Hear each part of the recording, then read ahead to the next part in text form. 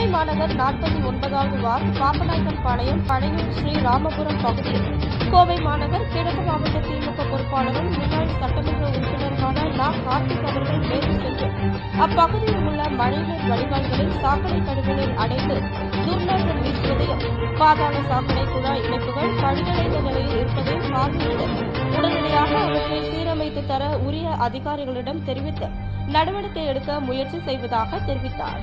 பீளமேடு பகுதி கழகம் 2 பொறுப்பாளர் மா. நாகராஜ், 49வது வார்டு மாமன்ற உறுப்பினர் அன்னகொடி எத்திராஜ், 49வது வட்டக்கழக பொறுப்பாளர்கள் எத்திராஜ், ஆடிட்டர் ராஜேந்திரன், ஜெபமாலை தாஸ், ரா. நாகராஜ், கழக நிர்வாகிகள் தம்பு, விவேக், ஈஸ்வரன், ராஜேந்திரன், சரஸ்வதி, சந்திரசேகர், கார்த்திகேயன், தாடிமணி, குப்புசாமி, டீக்கடை முருகேசன், வேணுகோபால், மோகன், கண்ணன், முருகன், ராஜ்குமார், கருணாகரன், பொன்னுசாமி, ஜோதிமுருகன், கந்தசாமி, ஹரிஹரன், கழக நிர்வாகிகள், கழக தொண்டர்கள் மற்றும் பொதுமக்கள் உடனிருந்தனர்.